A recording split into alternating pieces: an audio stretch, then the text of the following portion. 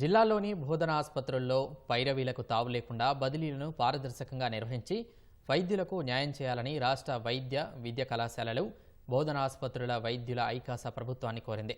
జిల్లాలో పనిచేస్తున్న వారికి న్యాయం చేయాలంటూ ఐకాసా చైర్మన్ డాక్టర్ వి శేఖర్ పేర్కొన్నారు. 33 జిల్లాల్లో బోధన ఆసుపత్రుల్లో పనిచేస్తున్న వైద్యులు హైదరాబాద్లో కోఠీలోని డిఎంఈ ఆవరణలో ఐకాసా ఆధ్వర్యంలో ప్లకార్డులతో నిరసన చేపట్టారు. కొందరు వైద్యులు పలు సంఘాలను అడ్డుపెట్టుకుని ఏళ్లుగా రాష్ట్రంలోని ప్రధాన బోధన ఆసుపత్రుల్లో తిష్ట వేశారని ఆరోపించారు. జిల్లాలోని వైద్య కళాశాలలో పనిచేస్తున్న వైద్యుల సేవలను గుర్తించి నగరంలోని ఉస్మానియా, గాంధీ ఆసుపత్రుల్లో అవకాశం కల్పించాలని కోరుతున్నారు.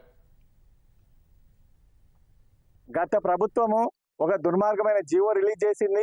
ఆ జీవోలో 20% మాత్రమే ట్రాన్స్ఫర్స్ కు ఎలిజిబిలిటీ అయ్యేటట్టు ఓ జీవో రిలీజ్ చేసింది. ఆ జీవో వల్ల ఎవరికి ఉపయోగం లేకుండా పోయింది. గ్రామ ప్రాంతాల్లో ఉన్నారు. హైదరాబాద్ లో సంవత్సరాల కొద్ది పాతుకుపోయిన వారు హైదరాబాద్ లో ఉన్నారు. అలాంటి సంఘటనలు జరగకుండా జీవోని రూపొందించబోతున్నారు. అది సక్రమంగా ఉండాలి, అందరికీ ఆమోదయోగ్యంగా ఉండాలనేసి మేము కోరుకుంటున్నాం. ముఖ్యంగా కొందరు అసోసియేషన్ల పేరుతో కూడా కొన్ని పోస్టులు బ్లాక్ చేసేసి ఈ సంవత్సరాల కొద్ది సర్వీస్ చేసి వచ్చిన వాళ్ళకి అవకాశం కల్పించకుండా వాళ్ళు అడ్డుపడడం జరుగుతుంది.